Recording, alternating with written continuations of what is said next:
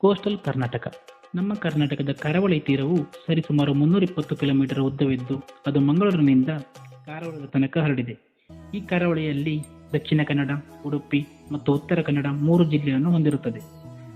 ಈ ಪ್ರದೇಶದಲ್ಲಿ ಕನ್ನಡ, ತುಳು, ಕೊಂಕಣಿ, ಬ್ಯಾರಿ ಮತ್ತು ಉರ್ದು ಭಾಷೆಗಳನ್ನು ಮಾತನಾಡುತ್ತಾರೆ.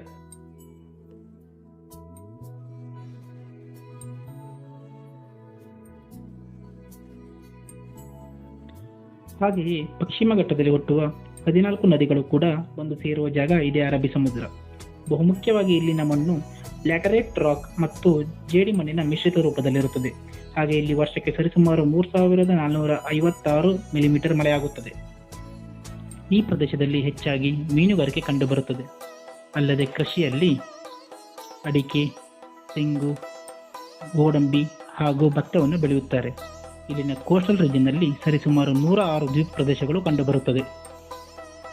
ಅಷ್ಟೇ ಅಲ್ಲದೆ ಕರಾವಳಿಯು ಪುಣ್ಯಕ್ಷೇತ್ರಗಳಿಗೆ ತುಂಬ ಪ್ರಸಿದ್ಧಿ ಪಡೆದಿದೆ.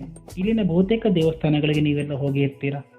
ಉಡುಪಿಯ ಶ್ರೀ ಕೃಷ್ಣ ಮಠ, ಕೊಲ್ಲೂರು ಮೂಕಾಂಬಿಕಾ, ಕಟೀಲು ಶ್ರೀ ದುರ್ಗಾಪರಮೇಶ್ವರಿ, ಧರ್ಮಸ್ಥಳ ಮಂಜುನಾಥ ಸ್ವಾಮಿ, ಕುಕ್ಕೆ ಶ್ರೀ ಸುಬ್ರಹ್ಮಣ್ಯ ದೇವಸ್ಥಾನ, ಮುರುಡೇಶ್ವರ, ಗೋಕರ್ಣ. ಅಷ್ಟೇ ಅಲ್ಲದೆ ನಮ್ಮ ಕರಾವಳಿಯಲ್ಲಿ ಒಟ್ಟಾರೆ 14 ಬಂದರುಗಳು ಕಂಡುಬರುತ್ತದೆ. ಅವುಗಳಲ್ಲಿ ಪ್ರಮುಖವಾದದ್ದು ನ್ಯೂ ಮಂಗಳೂರು ಪೋರ್ಟ್. ಭಾರತದ ಒಟ್ಟು ಬಂದರು ಸಾಗಾಣಿಕೆಯಲ್ಲಿ 4.5ರಷ್ಟು ನಮ್ಮ ರಾಜ್ಯದ ಕೊಡುಗೆ ಇದೆ. ಹಾಗೆ INS Kadamba integrated strategic naval base ಕೂಡ ಇಲ್ಲೇ ಕಾರವಾರದಲ್ಲಿ ಕಂಡುಬರುತ್ತದೆ.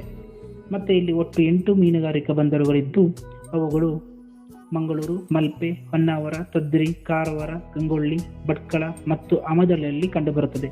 ಹಾಗೆ ಇವುಗಳ ಜೊತೆಗೆ ಇನ್ನೂ 16 ಫಿಶ್ ಲ್ಯಾಂಡಿಂಗ್ ಕೇಂದ್ರಗಳು ಇರುತ್ತವೆ. ನಮ್ಮ ಕರಾವಳಿಯು ಪ್ರವಾಸಿಗರನ್ನು ಕೈ ಬೀಸಿ ಕರೆಯುತ್ತದೆ.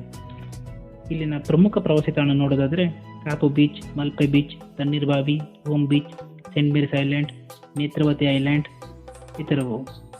ಕಳೆದ ವರ್ಷ 2023 ಇಲ್ಲಿನ ಸೆಂಟ್ ಮೇರಿಸ್ ಐಲ್ಯಾಂಡ್ಗೆ ಸರಿಸುಮಾರು 23 ಲಕ್ಷ ಪ್ರವಾಸಿಗರು ಬಂದಿರುತ್ತಾರೆ. ಹಾಗೆ ದಕ್ಷಿಣ ಕನ್ನಡ ಜಿಲ್ಲೆಗೆ ಕಳೆದ ವರ್ಷ 2024 ಸರಿಸುಮಾರು 5,06,00,000 ಜನ ಬಂದಿರುತ್ತಾರೆ.